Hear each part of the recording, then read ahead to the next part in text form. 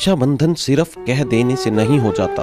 असली रक्षाबंधन वो है जो आपके अपनों को हौसला दे, आपके प्यारों की सचमुच रक्षा करे, बीमारियों से, दुखों से, अकाल मौत से। हर साल इसी रिश्ते की एक नई गांठ बांधी जाती है, पर क्या सचमुच भाई की रक्षा हो पाती है? क्या बहन की रक्षा भाई कर पाता है? क्या भाई बहन का प्यार बना रह जाता है? अगर ऐसा होता तो कभी कोई भाई मरता ही ना ही किसी भाई की बहन का बलात्कार होता। हिंदू समाज हर साल रक्षाबंधन मनाता है। समाज को चाहिए कि इत्मीनान से, आराम से देखें, सोचें कि सच में वो क्या है जिससे हर भाई और बहन की रक्षा हो, जिससे किसी बहन की तरफ कोई गैर मर्द गलत नजर से न देखे, किसी भी बहन का रेप ना हो, कोई भी भाई या बहन बीमारियों से ग्रस्त ना हो, भाई या बहन अकाल मौत ना मरे। वो पूर्ण परमात्मा है जो सच में हर किसी की रक्षा कर सकता है। वो पूर्ण परमात्मा है जो जानता है कि कौन किस कारण से दुखी है,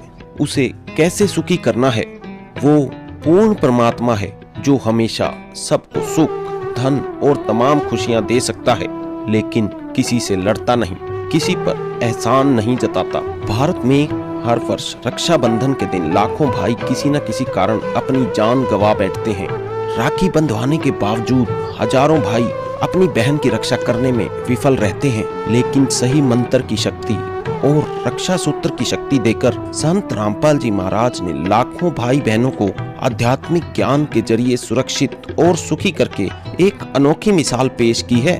अगर आप भी सुरक्षित और सुखी जीवन जीना चाहते हैं और अकाल मौत से बचना चाहते हैं, तो आज से ही संत रामपाल जी के मंगलमय प्रवचन सुनना शुरू कीजिए। अब जैसे हम रक्षाबंधन का त्योहार मनाते हैं, ये क्या तुक हुआ कि बहन भाई को रक्षा इसलिए बांधने जाती है कि उसकी रक्षा करेगा भाई। भाई की रक्षा कौन करेगा? एक बहन कह रही थी कि मैं रक्षाबंधन के दिन गई अपने भाई को बांधने के लिए, रक्षा सूत्र इंतजार कर रही थी। पता लग गया कि कहीं कामवश गए हैं, मोटरसाइकिल पर गए हैं। कुछ देर के बाद पता चला कि उसकी मृत्यु होगी, उसका शव लेकर आ रहे हैं। जिस भाई से मैं अपनी रक्षा के लिए गई थी उसकी रक्षा भी नहीं हो पाई, वो अपने नहीं कर सका। तब उसने ज्ञान हुआ, तब वो कहती है कि सचमुच हम कति भूल में थे। अपने भाई को भी कहा, बेटा भाई आजा, तू भी भगवान का राखी बांध और मैं भी बांधू, यानी नाम लो और ये रक्षा सूत्र आपका सदा साथ देगा, भाई का भी बहन का भी। और बेमतलब बातें कर रखी। उस रक्षाबंधन के दिन किसी का भाई नहीं है तो रोती है कोने में बैठकर वो बहन।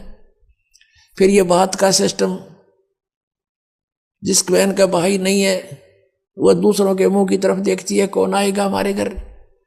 तो पुण्यात्माओं, ये बेमतलब की बकवाद, ये जग की रीत से हमने वापस हटना है और अपने जीवन को नए सिरे से सेट करना होगा। यदि भक्ति करना चाहते हो, समाज के भाव में बहना है तो नो प्रॉब्लम, आप कुछ भी करो, वो आपकी मर्जी, लेकिन भक्ति नहीं चलेगी। कि उस परमात्मा के तो अनंत अवतार हैं, अनंत बार यहाँ प्रकट होता है, असंख्य बार। और ये 9 चित्त में बुद्धिनाश, यानी बुद्धिहीन लोग केवल 9 ही अवतार मानते हैं और वो खाल्यक खेल है खलक में। ये इन 9 अवतारों को ही भगवान मान रहे हैं। उस परमात्मा के अनंत अवतार हैं और वो खाल्यक खेल खलक में 6 ऋतु 12 मास। और भगवान क्या बताते हैं, जहाँ जन की महिमा सुनो ता मैं गमन करंत, वो तो नगर निश्चिंत बसो जहाँ मेरे प्यारे संत। अब जो वेद बताते हैं वो परमात्मा गति करके आता है और हमारे आध्यात्मिक यज्ञ में आता है, आध्यात्मिक अनुष्ठानों में भी वो गुप्त रूप में रहता है और अच्छी आत्माओं को आकर मिलता है। और वो परमात्मा स्वयं भी कहते हैं, जहाँ जन से महिमा सुनो, जहाँ मेरी महिमा चलती है, जहाँ मेरा ज्ञान प्रचार होता है, तहाँ मैं गमन करंत, वहाँ मैं पहुँच जाता हूँ, एक पल में पहुँचूंगा। क्षण एक में जन अपने के काज, हिरण्यकशिपु जो मार दूं और नरसिंह धर लूं साज। तो यहाँ परमात्मा कहते हैं, जहाँ जन से महिमा सुनो तहाँ मैं गमन करंत, वहाँ पहुँच जाता हूँ गति करके। और वो तो नगर निश्चिंत रहो जहाँ मेरे प्यारे संत, जहाँ मेरी प्यारी आत्मा है, कहते हैं उस नगरों को भी हानि नहीं होने दूंगा।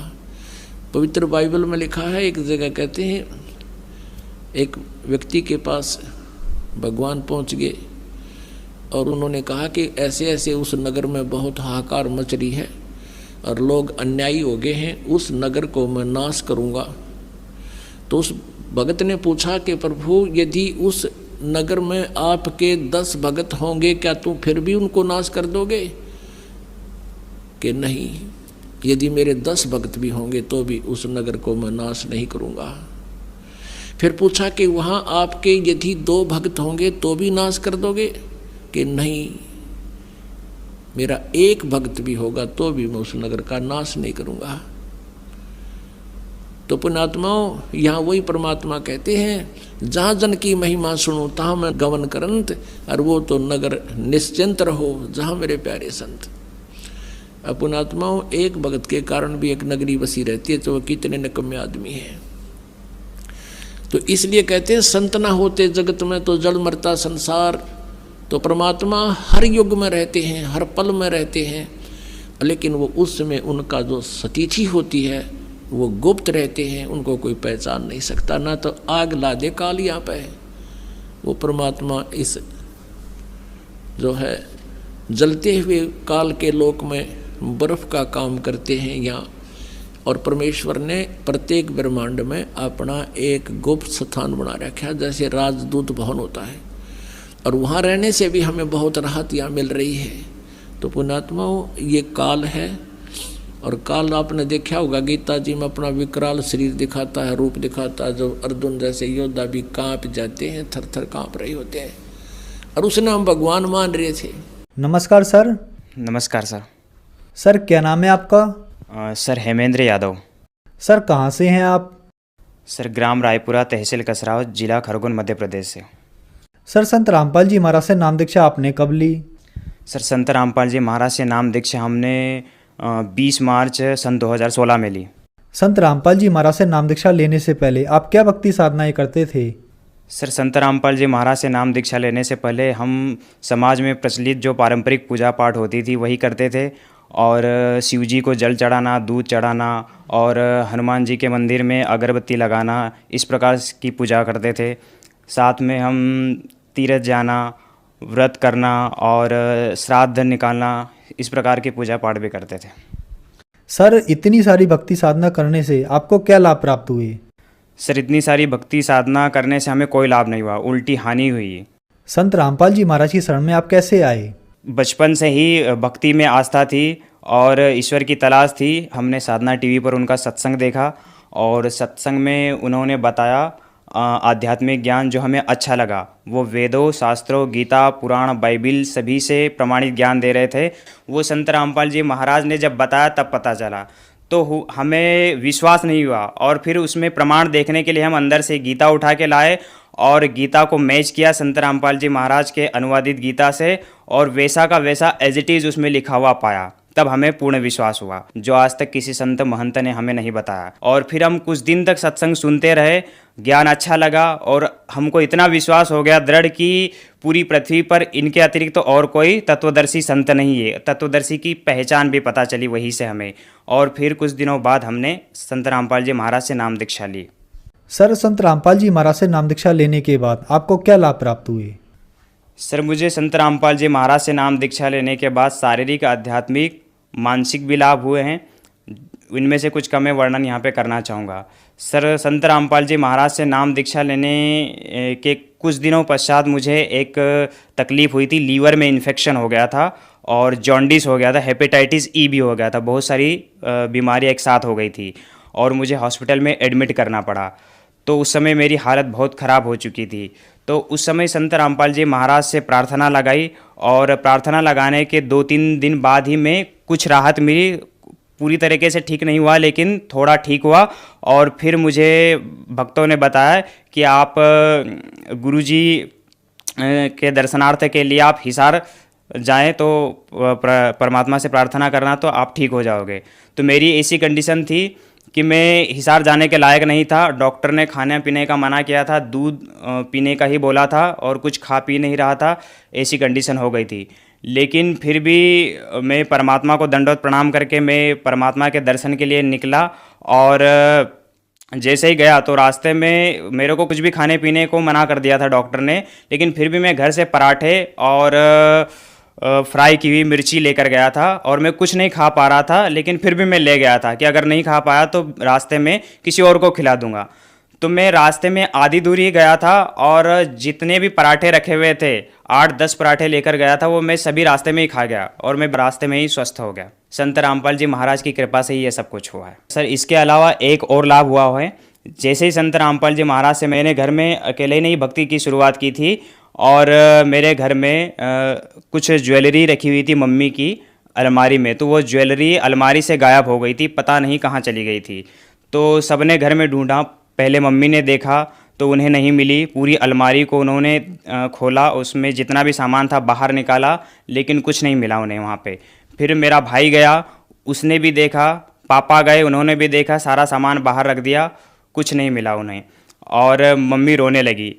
तो मुझे विश्वास था संत रामपाल जी महाराज पर, मैं भक्तों के अनुभव सुनता था, सब भक्त बताते थे किसी को बीमारी में लाभ हुआ है, किसी की चोरी की चीज़ें वापस आ गई है और किसी को कोई आध्यात्मिक लाभ हुआ है। तो ऐसे कई प्रकार के अनुभव मैंने सुने थे।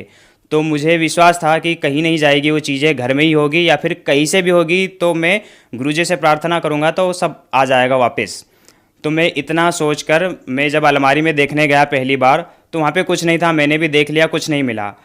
फिर मैंने गुरुजी संत रामपाल जी महाराज के आगे दंडवत प्रणाम किया, उनकी तस्वीर के आगे दंडवत प्रणाम किया और उनसे प्रार्थना की कि गुरुजी मेरी मम्मी की जो भी ज्वेलरी है जहाँ भी रखी थी आप वहाँ वापस रख दीजिए और मैं वापस दोबारा देखने जा रहा हूँ तो वहीं पे मुझे एज इट इज़ मिल जाए।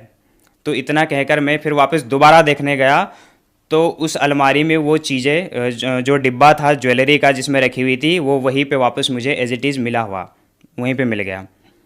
और फिर मैंने सबको दिखाया घर में और मम्मी सब रोने लगे घर में और सबको विश्वास हो गया कि संत रामपाल जी महाराज पूर्ण संत है। सब ने देखा, किसी को कुछ नहीं मिला, लेकिन इसने प्रार्थना की और प्रार्थना करते ही वो चीज़ वापस आ गई, तो उन्हें दृढ़ विश्वास हो गया। फिर वो भी सत्संग सुनने लगे और कुछ दिन बाद उन्हें विश्वास बना तो उन्होंने भी नाम दीक्षा ले ली। सर एक और भी हमें लाभ हुए हैं शारीरिक। एक बार मैं ऐसे रोड क्रॉस करते हुए जा रहा था और सुमिरन कर रहा था, गुरुजी ने सतनाम दिया हुआ है, मैं सतनाम का सुमिरन करते हुए जा रहा था और 3 ऑटो रिक्शा वाले रॉन्ग साइड से आए और बहुत तेज़ चला रहे थे वो और बिल्कुल मेरे ऊपर ले आए। तो जैसे ही ऊपर आए तो मुझे ऐसा लगा कि मेरे ऊपर आए और मेरा एक्सीडेंट हो गया कि मैं अब बच नहीं पाऊँगा, लेकिन पलक झपकते ही इतना सब कुछ हुआ और देखा कि वो ऑटो रिक्शा आगे जा चुका है और मुझे कुछ नहीं हुआ, मैं बिल्कुल स्वस्थ हूँ। और वो ऑटो रिक्शा वाला निकल गया और उसके पीछे वाला वापस देख रहा है, देखते हुए जा रहा है कि ये रिक्शा तो इसके ऊपर चला गया था लेकिन ये बच कैसे गया, इसे कुछ नहीं हुआ। तो वो भी आश्चर्यचकित हो गया और वो भी निकल गए और मैंने भी इस बात को ध्यान नहीं दिया, मैं रोड क्रॉस करके वापस आ गया और फिर मैंने संत रामपाल जी से प्रार्थना की और उन्हें दंडवत प्रणाम किया और उनके आगे बोला कि गुरुजी ये सब आपने ही किया है, आपने ही मुझे बचाया है, वरना आज मेरा बचना संभव नहीं था। तो इस प्रकार से ये लाभ भी हुआ। एक बार मैं घर पे क्या है कि कुछ भैंसें हैं जिनका दूध देने के लिए मेरा भाई जाता है, एक रोज़ मैं जा रहा था और अचानक से एक बाइक रोड क्रॉस करते हुए आई और मैं सामने से जा रहा था, मैं बहुत स्पीड में था, तेज़ी से जा रहा था और वो बाइक सामने आ गई और मेरी बाइक उसमें चली गई, उस बाइक के अंदर। लेकिन ऑटोमेटिक मेरा ब्रेक तो नहीं लगा, ने पता नहीं ऐसा लगा कि किसी ने उस मेरी बाइक को रोक लिया और वो अचानक रुक गई, वहीं पे थम गई। ये सब कुछ संत रामपाल जी महाराज की कृपा से ही हुआ है। संत रामपाल जी महाराज की शरण में आने से पहले सर मैं कुछ नशा भी करता था, कभी कभार करता था, तो वो भी मेरा नशा भी छूट गया। और पापा भी नशा करते थे तो उनसे छूट नहीं रहा था, उन्होंने कई बार प्रयास भी किया, कुछ दिन छोड़ते थे फिर वापस चालू कर देते, छूट नहीं पा रहा था। लेकिन संत रामपाल जी महाराज का ज्ञान सत्संग सुना तो कुछ ही दिनों में बिना नाम दीक्षा लिए ही सत्संग सुनने से ही समाप्त हो गया नशा, बिल्कुल कभी याद भी नहीं उन्हें आया और अब बिल्कुल वो स्वस्थ है, उन्हें कोई भी बीमारी नहीं है। पहले उनकी दाढ़ में भी दर्द होता था और बहुत परेशान भी रहते थे मानसिक रूप से भी, तो वो सब कुछ अब खत्म हो गया है, बिल्कुल स्वस्थ है और उन्हें कोई तकलीफ नहीं है और कोई नशा नहीं करते। सर संत रामपाल जी महाराज का नशा मुक्ति में क्या योगदान है? सर संत रामपाल जी महाराज का नशा मुक्ति में विशेष योगदान है। उनका आध्यात्मिक मार्ग ऐसा है जिसको एक बार जो व्यक्ति सुन ले वो ज़िंदगी में कभी नशा नहीं करता। कुछ ही दिनों में नाम दीक्षा लेने से उसका नशा छूट जाता है। कुछ भक्तों के तो नाम दीक्षा लेने से पहले ज्ञान सुनते सुनते ही समाप्त हो जाता है नशा, क्योंकि उनके शब्द में शक्ति है। जो सच्चा सद्गुरु होता है उनके शब्द में शक्ति होती है। वो आशीर्वाद मात्र से, ज्ञान सुनाने से, इस प्रकार से वो नशा और नशे जैसी बीमारियों को, लतों को हमेशा के लिए समाप्त कर देते हैं। सर क्या पहले आपने कोई गुरु भी बना रखे थे?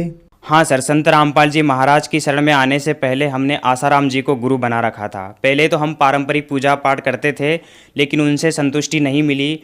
फिर किसी दोस्त ने मेरे बताया कि संत आसाराम जी बहुत अच्छे गुरु है, वो भी ब्रह्म ज्ञानी है, ब्रह्म तक का ज्ञान बताते हैं, तो उनका ज्ञान अच्छा है, आप ग्रहण करो। तो मैं उनके साथ एक बार उनके सत्संग में गया तो मुझे ज्ञान अच्छा लगा और कुछ दिन सुना और फिर मैंने नाम दीक्षा ले ली। तो उनके द्वारा प्रचलित पूजा पाठ और भक्ति भी करता रहा। उन्होंने पहले ही मेरे को सारस्वत मंत्र दिया था। जो स्टूडेंट होते थे, स्टूडेंट को सारस्वत मंत्र देते थे और जो बड़े होते थे उनको वो दूसरे मंत्र देते थे। और वो नाम दीक्षा स्टेज पर बोलते थे बहुत सारे मंत्र और कह देते थे कि इनमें से कोई सा भी मंत्र सिलेक्ट कर लो और आपको जो अच्छा लगे उसका सुमरण शुरू कर दो, आज से वो आपका गुरु मंत्र हो जाएगा। तो ऐसे ही हमने नाम दीक्षा ले ली थी उनसे और सारस्वत मंत्र का जाप करते रहे, लेकिन उससे हमें पढ़ाई लिखाई में भी कोई लाभ नहीं हुआ। और उन्होंने ये भी बताया था कि कोई सा भी मंत्र आप जाप करो तो उस मंत्र का 40 दिन तक अनुष्ठान करने से और सच्ची लगन के साथ जाप करने से और ध्यान करने से आप चाहे तो पूर्ण परमात्मा को प्राप्त कर सकते हैं, निराकार ब्रह्म को प्राप्त कर सकते हैं।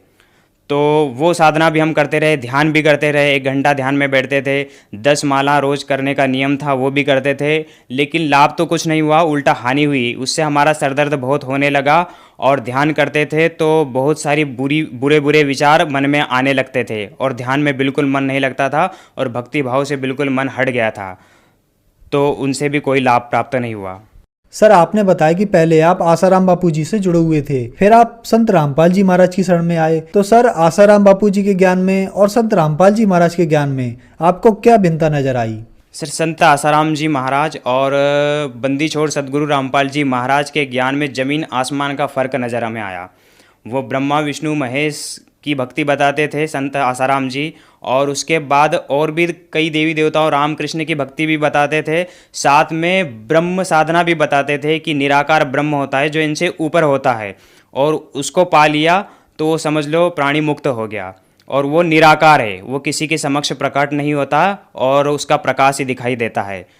ये व्याख्या हमने पहले भी सुन रखी थी, लेकिन उन्होंने भी बताई। फिर संत रामपाल जी महाराज का जब हमने ज्ञान सुना तो उन्होंने बताया कि जिस ब्रह्म के बारे में आज तक ऋषि मुनि संत महंत सारे निराकार कहते रहते थे, वो तो साकार है। वेदों में और गीता में भी उसके बारे में साकार लिखा हुआ है, और बाकी संत तो हमें निराकार बताते रहे। और जैसे वेदों में भी परमात्मा के बारे में लिखा हुआ है कि पूर्ण परमात्मा साकार रूप में, और गीता में भी गीता ज्ञानदाता कहता है कि अर्जुन, ये जितने भी ऋषि देवता ये सब मेरे से ही उत्पन्न हुए हैं, मैं इन सब का आदि कारण हूँ। तो उत्पन्न हुए मतलब वो साकार है, इनसे सब उत्पन्न हुए हैं, तो वो साकार है, लेकिन हमें निराकार बताते रहे। और संत रामपाल जी महाराज ने बताया है कि वो साकार रूप में है और वो 21 ब्रह्मांड का मालिक है और 21वें ब्रह्मांड के टॉप मोस्ट प्लेस पर बैठा है। सर जो श्रद्धालु आज आपको देख रहे हैं, आप उन्हें क्या संदेश देना चाहेंगे? सर जो श्रद्धालु मुझे देख रहे हैं, मैं उन्हें संदेश तो नहीं दे सकता, लेकिन उनसे एक प्रार्थना कर सकता हूँ कि यह मनुष्य जन्म बहुत अनमोल है, बार बार नहीं मिलता। तो इसलिए ये मनुष्य जन्म सिर्फ परमात्मा की भक्ति के लिए मिला है और इसे भक्ति में ही लगाओ और पूर्ण मोक्ष प्राप्त करो। और ये मोक्ष मार्ग संत रामपाल जी महाराज के अलावा पूरे विश्व में किसी के पास नहीं है, क्योंकि वे वेदों, गीता, पुराण, कुरान, बाइबिल सभी धार्मिक सदग्रंथों से प्रमाणित करके ज्ञान बताते हैं। सर संत रामपाल जी महाराज से नाम दीक्षा कैसे ले सकते हैं? संत रामपाल जी महाराज से नाम दीक्षा लेने का बहुत ही आसान तरीका है। संत रामपाल जी महाराज का कई चैनलों पर सत्संग आता है और उन चैनलों पर सतलोक आश्रम का नंबर हाईलाइट होता है नीचे, और उन नंबरों पर संपर्क करके आप नाम दीक्षा की पूरी जानकारी ले सकते हैं और कहाँ से नाम दीक्षा लेना है वो सब आपको उस नंबर से पता चल जाएगा। धन्यवाद सर। सत साहब।